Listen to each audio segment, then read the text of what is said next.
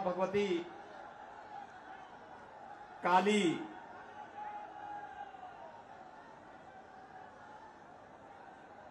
के धाम घाघर बूढ़ी मंदिर को नमन करते हुए असंख्य क्रांतिकारियों को देने वाली इस आसनसोल कि आप सभी राष्ट्रवादी जनता जनार्दन का मैं हृदय से अभिनंदन करता हूं। मंच पर उपस्थित भारतीय जनता पार्टी के आसनसोल पार्लियामेंट्री कॉन्स्टिट्यूंसी से प्रत्याशी पूर्व केंद्रीय मंत्री सम्मान्य श्री एस अहलूवालिया जी, जिलाध्यक्ष भारतीय जनता पार्टी से बप्पा चटर्जी जी,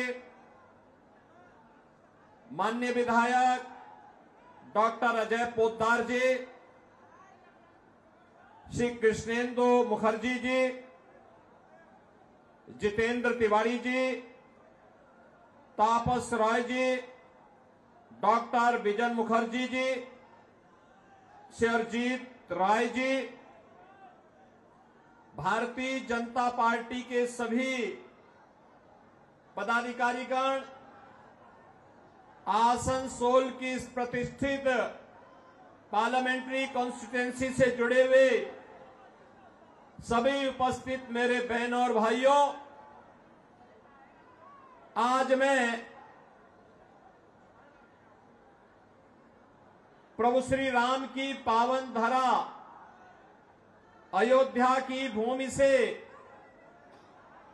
जगत जननी मां भगवती दुर्गा की इस पावन धरा को नमन करने के लिए और बंगाल के अपने भाइयों से अपील करने के लिए, विशेष अपील करने के लिए मैं यहां पर आया हूं।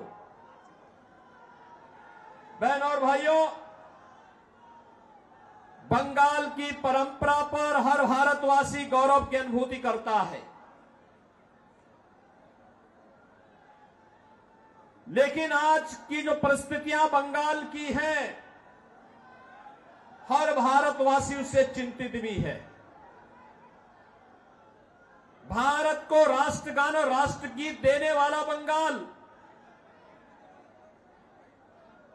अनेक आध्यात्मिक गुरुओं को देने वाला बंगाल, भारत की क्रांतिकारियों की एक लंबी श्रृंखला को पैदा करने वाला बंगाल, अनेक वैज्ञानिक और साहित्यकारों को जन्म देने वाला बंगाल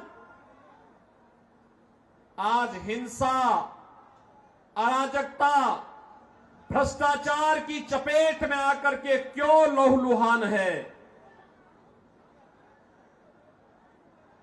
यह ज्वलंत प्रश्न जब देश की सर्वोच्च पंचायत के लिए हम चुनाव कर रहे हैं, तब बंगाल के हर जनता जनार्दन के सामने, हर मतदाता के सामने यह प्रश्न स्वतः ही उठना चाहिए। याद करिए, यही बंगाल है भारत के नव जागरण का शंखनाद करने वाला बंगाल, भारत की सांस्कृतिक जागरण का शंखनाद करने वाला, भारत की आध्यात्मिक क्रांति का सूत्रधार, भारत के सन्यासी विद्रोह की आधार भूमि, देश के प्रथम स्वतंत्र समर की ज्वाला को आगे बढ़ाने वाला है बंगाल, और आज हिंसा की चपेट में है, अराजकता और भ्रष्टाचार से लहूलुहान है, अस्त व्यस्त है, त्रस्त है और अपने अस्तित्व के लिए, अपने वजूद के लिए जूझ रहा है। बहनों और भाइयों, हम में से हर व्यक्ति जानता है 1947 में इस देश का विभाजन मजहब के आधार पर हुआ था, जिन कारणों से देश का विभाजन हुआ था, उन कारणों को फिर से बंगाल के अंदर कांग्रेस और टीएमसी के लोग मिलकर के पैदा करने का कुत्सित प्रयास कर रहे हैं। अभी मैं वीरभूमि से आया हूं। इससे पहले मैं बहरामपुर और मुर्शिदाबाद में था। दिल मेरा दुखित हो रहा था देख करके। वीरभूमि में 7 असेंबली कॉन्स्टिट्यूंसी में से 3 ऐसी हैं जिसका पूरा डेमोग्राफी बदल गया है। वहां पर रामनवमी के जुलूसों पर हमले होते हैं। बहनों और भाइयों, ये बंगाल है। 15वीं सदी में बंगला रामायण लिखा गया था। और यही नहीं, जब अयोध्या में राम जन्मभूमि के लिए आंदोलन चल रहा था, इसी बंगाल से गए हुए कुठारी बंदों ने अपने आप को बलिदान किया था राम जन्मभूमि मुक्ति के लिए। गुलामी के ढांचे को हटाने के लिए अपने आप को बलिदान किया था। आज भी कुठारी बंदों का अयोध्या में स्मारक लगातार राम जन्मभूमि के लिए हुए आंदोलनों की ओर हम सबका ध्यान आकर्षित करता है। लेकिन आज इसी बंगाल में जिस बंगाल ने कभी स्वामी विवेकानंद ने वैश्विक मंच पर कहा था, गर्व से कहो हम हिंदू हैं, आज उस बंगाल में जय श्री राम बोलने पर प्रतिबंध लगाया जाता है। आज उसी बंगाल में जिस बंगाल ने कभी बांग्ला रामायण लिखा था, आज जय श्री राम बोलने पर उस पर गोली चला दी जाती है, शोभा यात्राओं पर हमले कर दिए जाते हैं, सरकार के द्वारा झूठे मुकदमे दर्ज कर दिए जाते हैं और उपद्रवियों के सामने पूरी की पूरी टीएमसी सरकार मौन बनी हुई है। बहनों और भाइयों, जिस बंगाल ने मातृभूमि के प्रति हमारा सम्मान का भाव क्या होना चाहिए, क्या होना चाहिए, ममतामयी मां महाकाली की उपासना जगत जननी मां भगवती के रूप में कैसे होना चाहिए, पूरे देश को सिखाने वाला सभ्यता, संस्कृति, कला और संस्कारों की बंगाल की भूमि में आज संदेश खाली की घटना होती है। अपराधी को टीएमसी सरकार बचाने का काम करती है और अपराधियों के साथ जो ममता दीदी की यहां की जनता को मिलना चाहिए था, वह ममता अपराधियों को दी जा रही है। और इसलिए बहनों और भाइयों, मैं आपसे अपील करने के लिए आया हूं। ये नए भारत का, एक नए भारत को बनाने का चुनाव है। अच्छे और अनुभवी लोग, जुझारू लोग देश की संसद में जाएं, देश को प्रतिनिधित्व दे सकें, मोदी जी के नेतृत्व में कार्य कर सकें, सम विषम परिस्थितियों में आपके हितों के लिए कार्य करने वाला व्यक्ति होना चाहिए। इस दृष्टि से आज पूरे देश के अंदर एक ही स्वर में लोग बोल रहे हैं। उत्तर, दक्षिण, पूरब, पश्चिम, अब तक 2 चरणों के चुनाव संपन्न हो गए हैं। बहनों और भाइयों, मुझे देश के अंदर अनेक राज्यों में जाने का अवसर प्राप्त हुआ है। अकेले उत्तर प्रदेश में ही 80 लोकसभा सीटों पे चुनाव चल रहे हैं। 2 चरणों के चुनाव संपन्न हो गए हैं। महाराष्ट्र में मैं गया था, राजस्थान में मुझे जाने का अवसर मिला, छत्तीसगढ़ में गया, उत्तराखंड में गया, जम्मू कश्मीर में गया, जहां बिहार में मैं गया, जहां भी जाता हूं एक ही स्वर गूंजता है और वह स्वर है कि फिर एक बार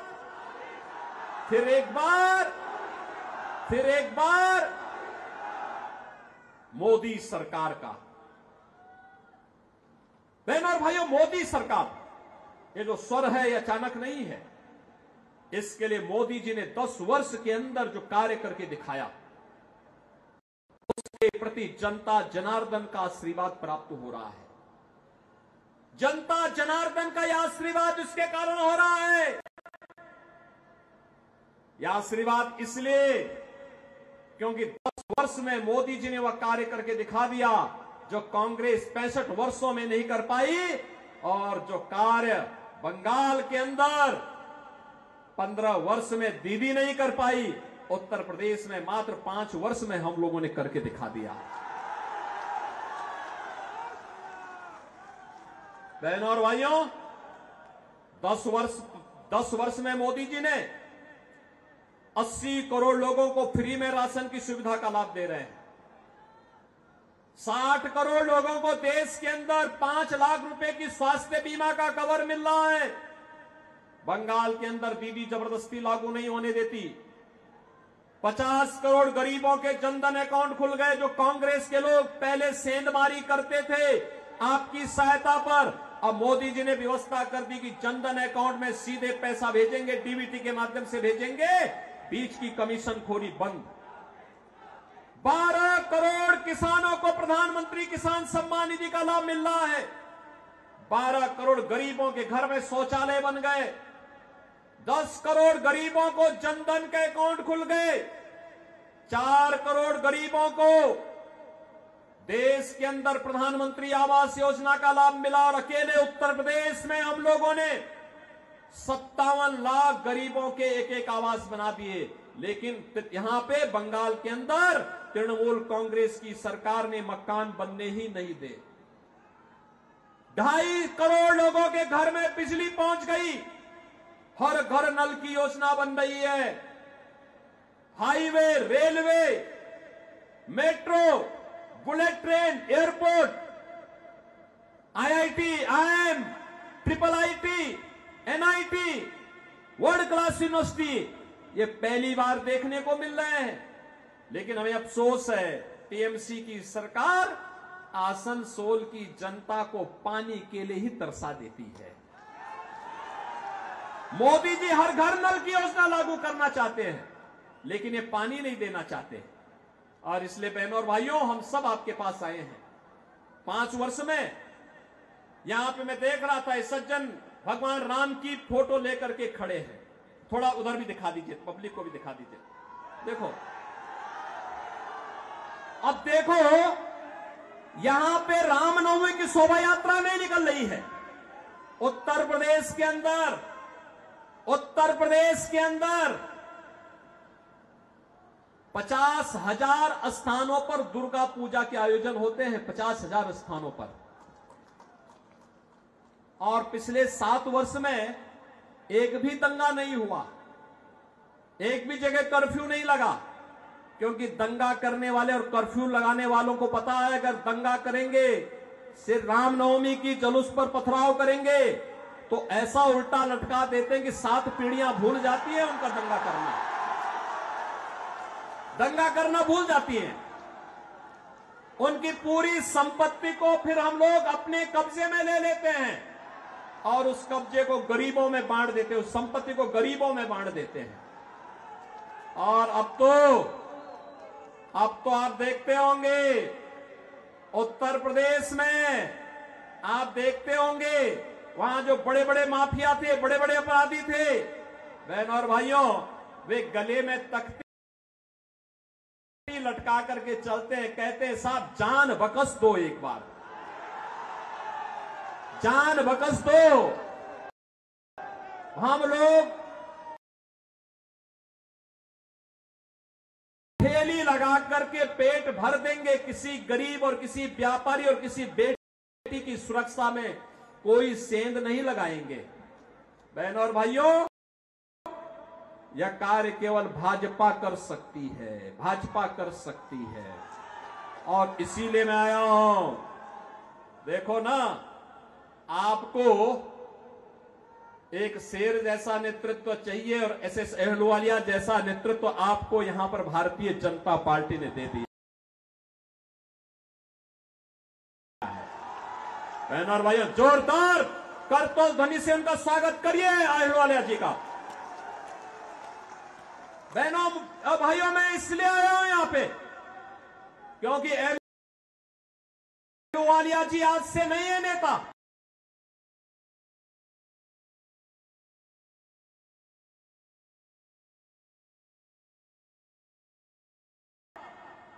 हम लोगों ने जब संसद में जाना प्रारंभ किया था, सार्वजनिक जीवन में हम लोग आए थे, तब भी वह देश के नेता थे। और संसद में भी हम साथ साथ रहे। केंद्रीय मंत्री के रूप में भी आपने काम किया। भाजपा के प्रवक्ता के साथ साथ विभिन्न दायित्व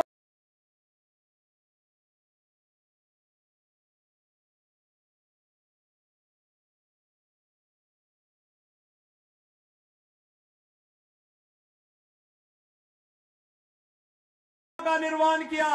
और आज आसनसोल का सौभाग्य है कि भारत माता का एक ऐसा सपूत आज आपके बीच में, जो इसी माटी का सपूत है, जिन्होंने इसी आसनसोल में जन्म लेकर के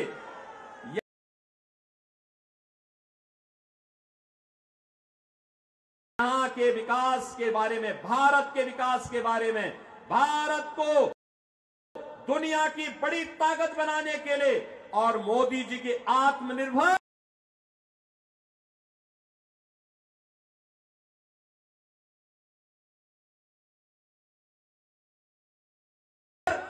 और विकसित भारत की संकल्पना को पूरा करने के लिए जिनमें जज्बा है कार्य करने का, शेर जैसा दिल है, जूझने की एक प्रवृत्ति है, ऐसे ऐसे अहलुवालिया जी को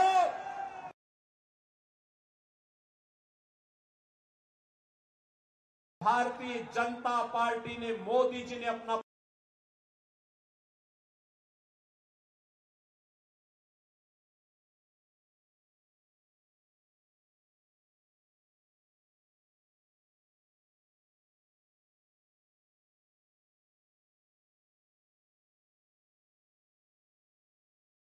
प्रतिनिधि बना करके आसनसोल में भेजा है। और इसलिए बहनों भाइयों, मैं आपको कहने के लिए आया हूं,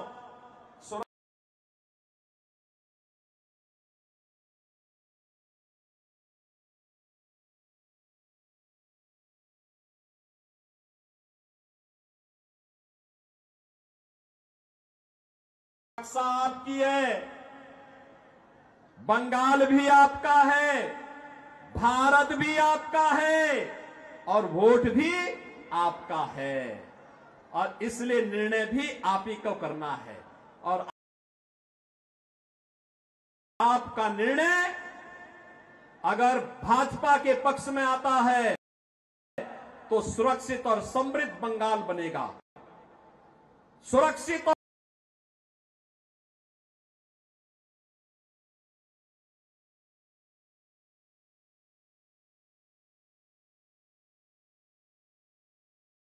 समृद्ध आसनसोल बनेगा। बहनों और भाइयों, तनिक भी भूल आतंकवाद के उस दौर को ला देगा, नक्सलवाद के उस दौर को ला देगा जहां विस्फोट होते थे, अराजकता फैलती थी, गुंडागर्दी का वह दौर जो भारत ने झेला है।